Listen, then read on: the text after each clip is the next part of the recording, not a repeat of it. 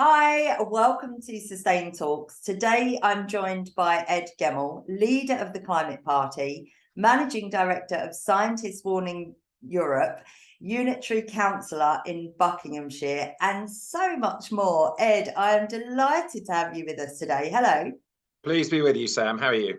Yeah, really well, thank you. Why don't you start by telling us a bit about your background, about the Climate Party, and where it all started?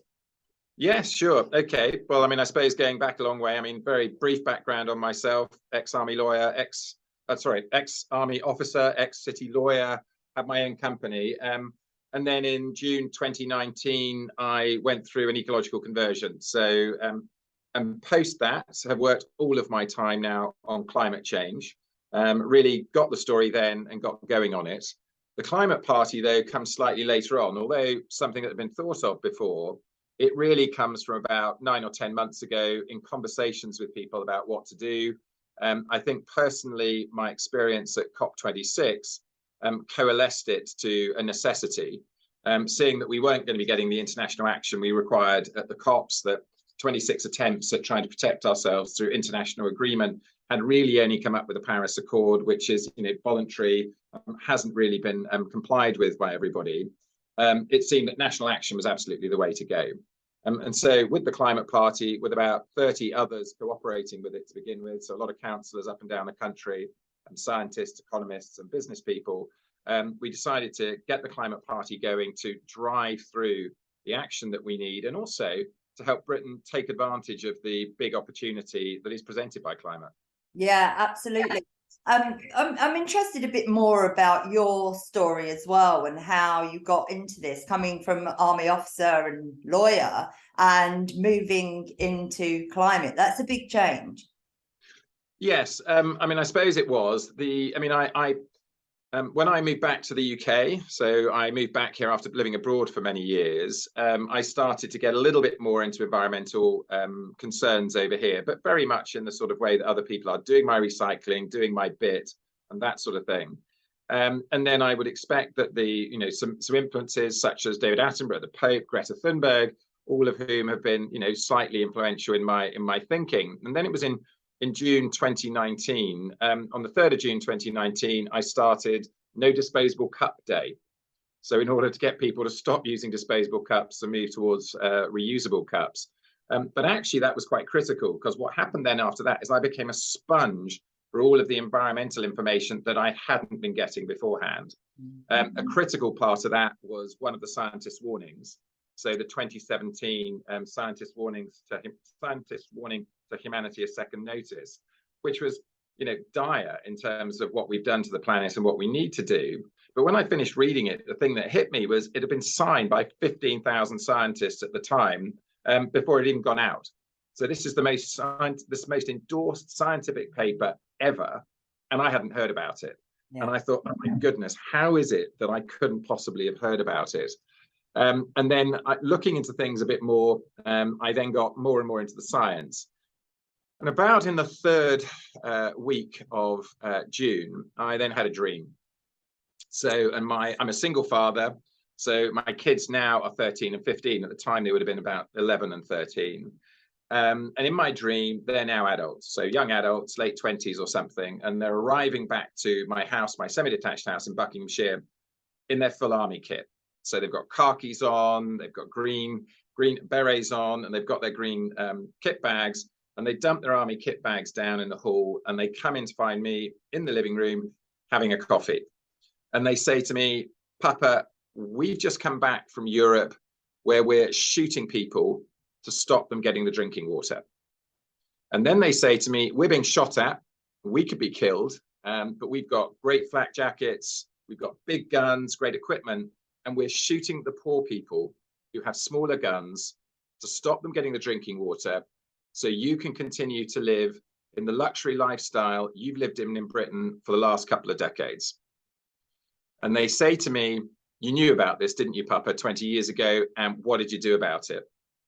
And at that moment, I sort of wake up, and I've got a slight tear coming down my eye at the time. And I'm just mouthing the words. I'm not even saying, I'm just mouthing them. And I'm saying, but I have to look after you, and I've got a mortgage and I've got a job. And then I just turned around, put my feet on the floor and just said, no, that's it. That doesn't cut it. I've just got to get on with action. I've worked on climate change ever since, just continuously doing the thing I think is going to have the most effect and drive us forward at the fastest pace possible. The thing is, that story is it could be real. It could be the future. And I think, you know, I hate to scare people, but it is bad at the moment. How, from your point of view, from the work that you've done, how bad is it?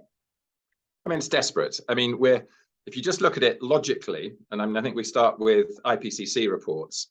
I mean, and I'm not talking about what happened only a few days ago, which we can come on to, but the IPCC report AR6, so the assessment report 6, which came out around COP26, updated from AR5, 5 or 6 years before. In that report, the carbon budget for us staying under 1.5 degrees was increased. And for those who don't know what the carbon budget means, effectively the amount of pollution we can shove into the air and still have an opportunity to limit global warming to 1.5 degrees. Now, that carbon budget that was pushed up in AR6, that will effectively run out on our current rate of emissions in 2028. So we will have no more carbon budget left to ensure we stay safe by 2028. Now, what does that mean? Well, between 1.5 and 2 degrees, we can lose the tipping points.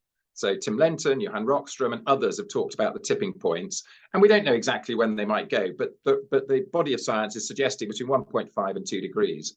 And that includes the ice shelves, the permafrost, and the Amazon, as well as others, but of 3 very significant ones. The Amazon starting to emit carbon rather than sequestering it, and then the ice shelves and the permafrost, when they go uncontrollably and melt, we get more absorption of warmth onto the planet because it's not being reflected. But worse still, in the short term, is we see a large release of methane. And that methane on its own could warm the planet several degrees over a very short period of time. And it's not properly taken account of in IPCC reports, although referred to. Now, that's very, very dangerous. The IPCC reports, of course, are so conservative. I mean, by the time they come out, the science is 6 months out of date, of course, because there has to be a cutoff point for all these scientists to work on what's being done. In addition, it's a compromise position by several hundred scientists. And then even the language that it's done is then modified by 100, or 200 governments who get to give their input into it before it comes out. So it's very, very conservative. And if you go to the last scientist warning paper that we brought out, or we didn't bring out, but the scientists did at COP26, it says that we've already got 0.5 degrees of warming in the oceans and the atmosphere already. That already takes us to 1.7 now. So the IPCC report, which is so conservative, is also saying, though, by 2028, we run out of carbon budget. I mean, it's desperate. So we need to act with absolute massive urgency now. The latest IPCC findings, so the latest UN information from only a few days ago, again, super conservative, but it reminded us again that the original plan of the IPCC is a reduction on greenhouse gases by 45% by 2030. And at the moment, we're still going to raise them by about 12% if we follow every nationally determined contribution completely. So even if we do all of that, we're going to raise the greenhouse gases being emitted by 2030 by almost 12%, and when we have to be dropping them by 45%. And 45 isn't enough anyway. I mean, that's out of date now. That's Paris Accord. It's gone. We haven't done it. And I would just bring in one other thing, which I think is really important for businesses and for people who are thinking about it in the West, is when the Paris Accord came in, that was a global target. So it was a compromised target brought in 7 years ago, based on science that was finished and dusted 6 months before. And that target was for the entire globe. Now, logically, that would mean that the best finance, the best resource, the most sophisticated, advanced economies and businesses should be deep diving into it much, much earlier in order to allow other countries that are less sophisticated or businesses that are less resourced to come at a later date. Not about that the richest countries of the world aim on a sort of massive curve like this and going down to 2050, and then suddenly others follow behind them. I mean, ludicrous, utter suicide, whichever way you look at it. So we need to bring this forward now, get real, and get the whole job done by 2030. Carbon budget to keep us safe on the most conservative estimate runs out in 2028. We need this done as soon as possible. 2028, 2030, that's the target. That's such an important message and so clear. And I think, you know, so many times I hear people say that it's not their responsibility, but you know, you clearly sort of mentioned that it is, and it's everyone's responsibility. But it's businesses that actually I see are doing a lot. You know, they're setting their net zero targets and they're talking about being more sustainable and environmental. What is it that if you're talking to businesses and they're not sure where to start and what they should do, what do you think is the most important thing that they can do now? Number one, you've got to recognize the science. Bang. If you recognize the science, there is nothing safe past 2030. So anything you set past 2030 is ridiculous. And it's not about practicality. It's about saying, what is the biggest opportunity of survival? It's 2030. Plus there's a commercial opportunity, which we'll come on to. The next thing is set the target. You know, we really need to set targets. And I hear lots of people talking about, forget the target, the actions are more important. Of course they are. But many of those actions come when you set the target and you start planning towards it. When companies do a 5-year plan, they generally have targets within the plan. They start aiming towards them. They don't just go, oh, what's the best thing I can do tomorrow? And I'll reach something in 5 years' time. They set a plan for 5 years and then they start working towards it. And that's what's got to be done. So the number one thing is recognize the science. And the second thing is, you know, get on the path to it. I think on actions, and every single business is completely different. So, you know, I mean, to give recommendations on that, you're probably better at doing it than I am, I have to be said. But in terms of it, the number one thing is to get at it. You know, we don't have all the answers, and no one has all the answers, but the simple things are there. So look at your scope 1 and scope 2 emissions, those things that are included within the business that you have complete control on for those who don't understand the scope. So everything you do within the business, including your energy sources, and deep dive. Get in there, get yourself a green energy supplier, get a smart meter to see how it's being used, start doing carpooling. So car sharing or resource sharing prior to going electric. That's the first thing, resource share. Then when you go electric, so electric cars, electric vehicles, electrify, share, again, if it can be done. And it's the one big thing that's missed out of all the R's that we get when we get refuse, reuse, recycle, etc. No one mentions share. Share is the most powerful part of it. And then I think is looking, when you go to scope 3, so everything you can influence is start influencing it. And I'm often talking, because of my role, to parish and town councils and councils at other levels about what they can do. And part of it is getting it into the culture that we've got a target, that's where we're going. We need to get it then into all of our contracts. So make sure that every contract with every single supplier recognizes the target, recognizes a joint direction in getting there, and try and ensure that that goes through everything that's being done. I mean, from the point of view of councils or potentially of larger businesses, some of those contracts are massive. And when you actually get it in and you force another company to start thinking about it, you're starting to change their whole culture as well, simply by pressing it into the contract. Yeah, absolutely. And I can see behind you, it says Mission 2030. I think that's so important, you know, and you mentioned it before. We hear a lot of businesses setting their net zero by 2050. And what CEO is going to be in the company in 2050? So it's got to happen now, and the next 7 years are critical to that happening, right? Yeah, no, I mean, it's absolutely got to be done now. And I mean, I suppose coming on then to sort of the mission of the Climate Party, but it overlaps with the mission of businesses as well. So what we've done is we recognize that 2030 is the only target scientifically. And really, it's not 2030 as a drop-off date. It's as soon as possible, but 2030 is the last moment. Yeah. But also it's to recognize that this is the biggest commercial opportunity on the planet. I mean, when has there ever been a time when you know exactly where the entire planet is going and what they've got to do? Everyone is going to decarbonize, whatever we think. Everyone is going to become sustainable, whatever we think, or we're not going to make it as a species on the planet. So on the basis that that is going to happen, it's clearly the biggest business and commercial opportunity on the entire planet. And at the Climate Party, the whole point is we're centre-right, pro-business, pro-climate. And what we're trying to say to businesses, look, we're going to level the playing field. We're going to let everybody have certainty on where we're going. And then we're going to energize British business to lead it. So Britain led the Industrial Revolution, and now it's going to lead the decarbonisation revolution. Getting ourselves to 2030 first as a nation is not going to be as difficult as some people suspect, and it has enormous dividends. So if we get there, we will see a financial GDP uplift in the 2030s and probably for longer after that, by being the first major G20 country to have got there. So what we need to do is we could absolutely need to do all of our eco, tech, mechanical and engineering innovation, but it's also financial innovation. We've got the city. There's some fantastic people working over there with some fantastic minds on a lot of products.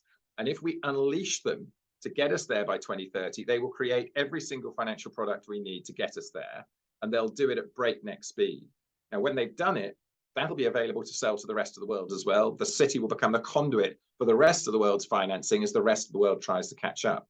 And then you've got innovation socially. So whether it's localization of businesses or anything else, where we will be consulting to the rest of the world to help them and tell them how to do it. Britain will have a fantastic future and a lot of prosperity if we get to 2030 first and we lead it. Yeah, absolutely. And, you know, I'd just back that up, that a lot of the businesses that are leading with sustainability are, you know, no one's going to say, oh, I'm not working with a company that's doing good. So it is good for business too.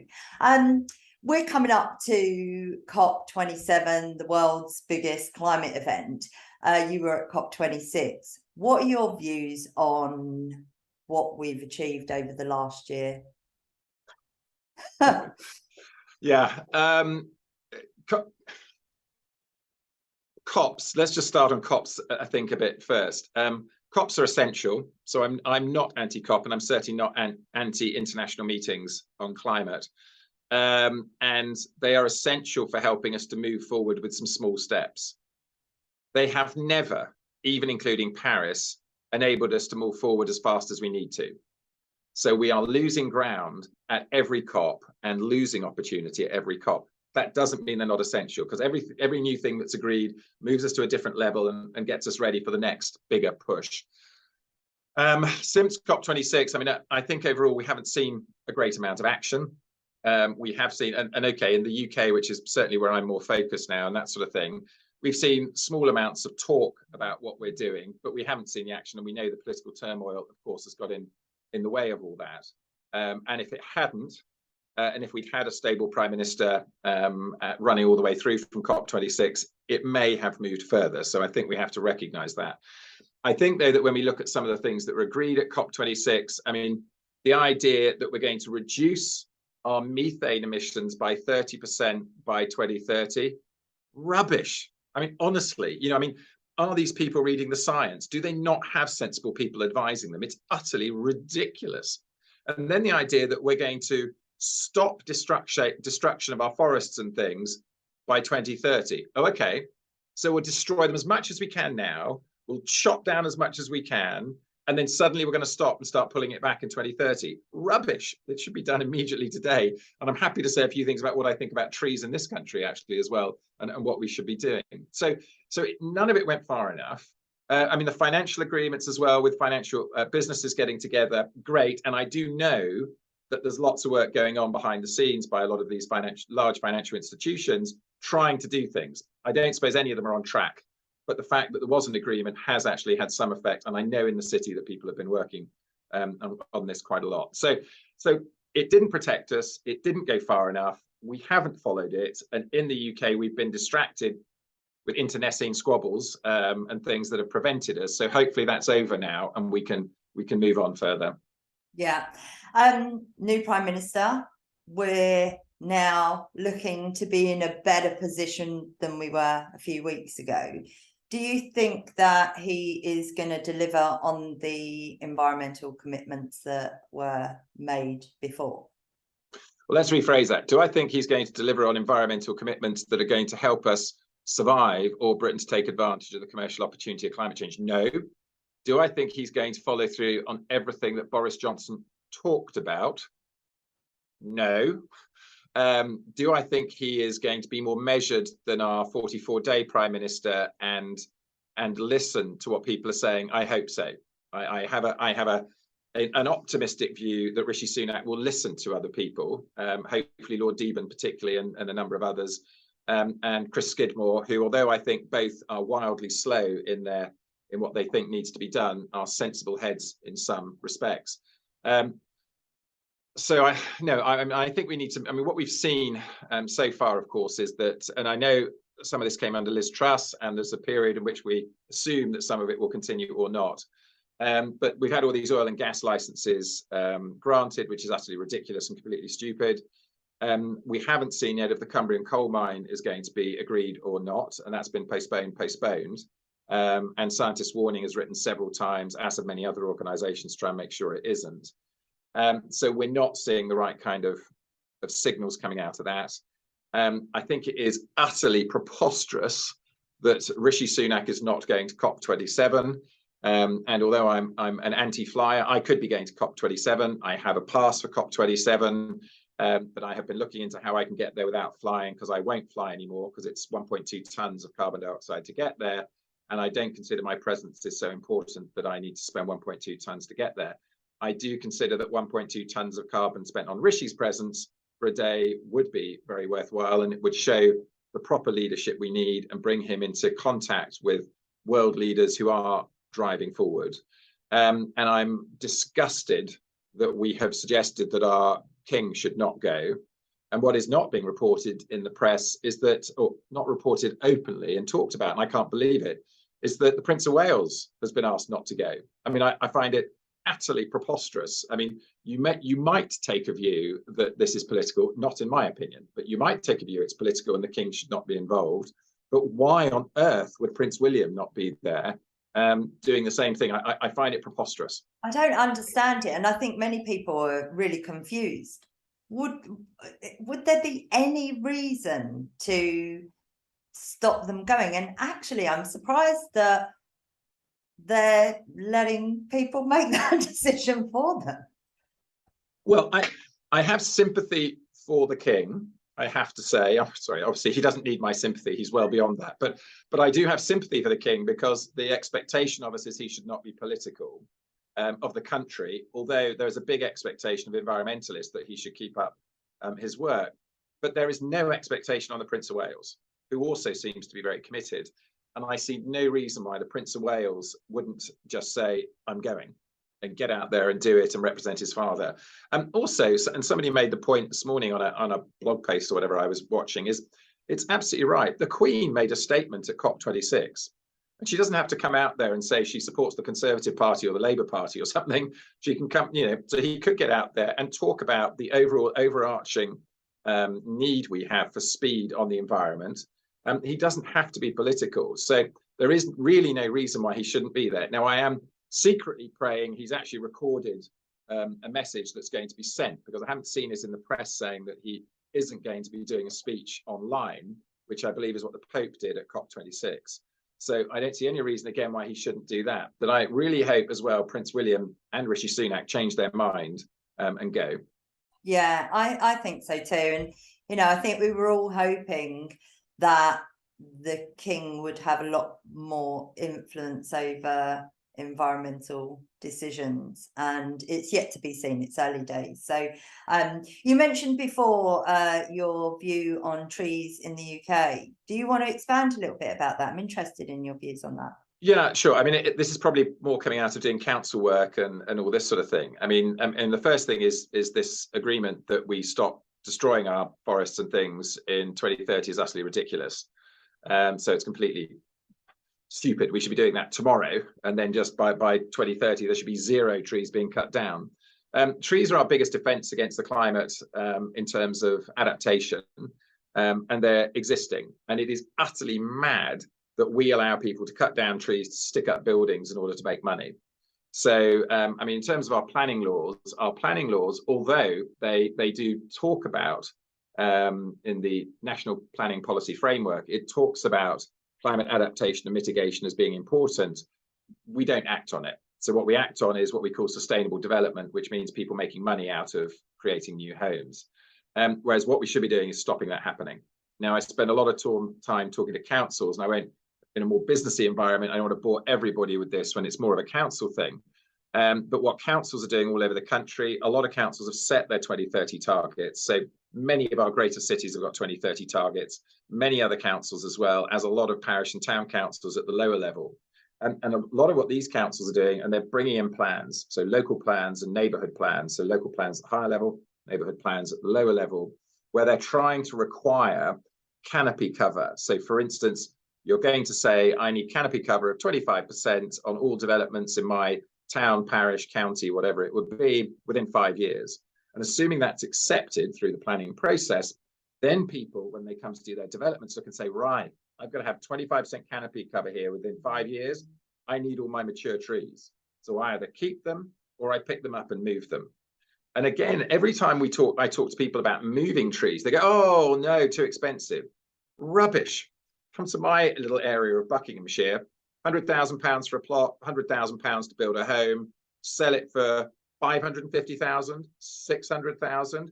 Okay, right. And you're telling me that within that you couldn't have moved 3 or 4 mature trees at the cost of 5 or 10,000?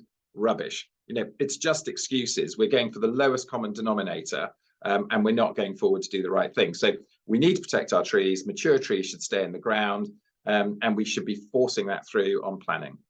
Yeah, good point, sir. And I also wanted to ask you, I've heard you talk about it before and quite recently, is about activism and Just Stop Oil in particular.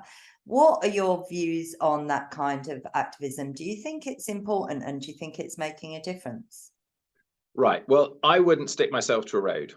Okay, so for me, that's not what I'm doing. And to some extent, you and I are both activists here in our different roles in what we're doing. So I think the number one thing they say is everybody needs to become an activist today. There is no time left. You need to be an activist today. And whether you select sticking yourself to a road, going on a climate strike, barracking your MP or your councillor with letters and emails and phone calls to get them on the right track, even better, standing for parish and town councils and district, etc. councils, or you're going to go, you're an internal activist in a company, which means you are prepared to go and tell your boss or your board or whoever it is what needs to be done, whether you're an activist within a pension, so you're going to express to the pension trustees that you want decarbonisation of the pension, you want divestment from fossil fuels, or you want rigid engagement. And by rigid engagement, it's not a, we like you to do this, it's a, if you don't do that, we divest in 1 year. Or in fact, here's our 100 million, we're only going to invest if you already do that, which is an even better way of engaging. So all of these are activists, and everybody now needs to recognize that survival on the planet, and that's of all adults really now, none of us are getting away with it anymore, it's coming thick and fast, requires activism, but also the opportunity for Britain to grab this great opportunity and see prosperity go up for a decade or more, that requires activism. It requires us getting up out of our seats, going and talking to our bosses, to our MPs, or getting out on the streets and saying what we want. Yeah, brilliant. We are coming to the end now, but I just want to finish on this. What's next for the Climate Party? How can people support it? Tell us, sir. Sure. Okay. Well, probably what's next should come with what happened yesterday, actually. So I'll do what happened yesterday first, and then go to what's next. Yesterday, we wrote a letter to Rishi Sunak and Jeremy Hunt, and people can now find it on our website, and it was issued to a number of the press and that sort of thing. What we did is we were looking at the price cap guarantee that's been given on our energy, which Jeremy Hunt has cut to 6 months. It was said when it came out that it was going to cost 60 billion. And if it does extend for 2 years, the BBC, I think, and the Independent, a couple of the media had suggested it would cost up to about 200 billion, just to get a figure for what the sort of money we're thinking of spending on that. 200 billion pounds of capital investment would insulate and put solar on 20 million UK homes. All of them. I mean, effectively, every easy home to do would be done, and not including some have already been done. So we could do all of our easy to do housing stock with the same amount of money. It would be capital investment, and that capital investment doesn't need to come from government, because private enterprise would put it in, or private finance would put it in.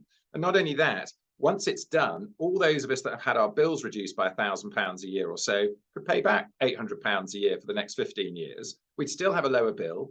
We would have individual energy security immediately as families and households, 20 million households, and the country would have a very high degree of energy security of its own, simply by dealing with all that. And we'd be ready for the future. So we've written a letter to them saying, come on, when this statement comes out in 2 weeks' time on finance, really consider this. And this is conservative policy, fiscally responsible. It's really true, precautionary, fiscally responsible, conservative policy that would be capital investment, and government could end up paying nothing, which means, unlike the price cap guarantee, and I'm absolutely sure we have to support the vulnerable, it's not about not doing it, whether it's that size or whether it's changed is different, but it has to be done, is all of this money then won't be paid by our kids for the next 3 or 4 decades as we try and pay back the money from the price cap guarantee, as we're already seeing from what we've done on COVID. There are essential things to do, but there are other things we can do to make sure we don't have that problem in the future. So what's coming up for the Climate Party? First thing is to push forward this and try and get something sensible on this put into this next budget statement that's going to be coming. Beyond that, then, we're looking at the election, and the Climate Party is set up really for the national elections, although we will compete in council elections when there are opportunities, but the focus is on 110 Conservative seats for the general election, probably in about 18 months' time. That's the 100 most marginal Conservative seats, and then 19 net zero scrutiny group members. That's the climate denial, climate skeptic group of the Conservative Party, which overlaps. So it's about 110 seats altogether. So our focus now will be on raising £10 million, getting ourselves, if we can, 100,000 volunteers around the country, and getting ourselves 110 candidates, and then putting pressure on the Conservative Party, particularly in those areas. And before anybody screams, because I can already hear some of them screaming in the background, who say, oh, no, you're going to end up letting the Conservatives in because you'll split the progressive vote. Well, firstly, we're targeted at centre-right, Conservative type voters, people who are climate conscious, but are sitting more on the centre-right. And the secondary bit is, we're not in to get the Labour Party or the Liberal Democrats in. We're in to get action on climate and grab that commercial opportunity. And that doesn't mean supporting Labour and the Liberal Democrats, who also have the wrong targets on climate. When they've moved forward, all 3 of them, to 2030, different story. Now, if people would like to get involved, please join us, come to our website. So that's theclimate.party. So you can find us, theclimate.party, or join us through any of our social media, or to be honest, write an email to me, because I'm pretty easy to find through the Buckinghamshire Council website. And we'd love you to donate, come and support, and come and help us with candidates locally. Well, I will make sure I spread the message far and wide. And Ed, thank you so much. I've thoroughly enjoyed this conversation, and I'm sure that the viewers and listeners are going to too. I really appreciate your time, and good luck with your mission. Thank you. Pleasure, Sam, and good luck with what you're doing. Thank you.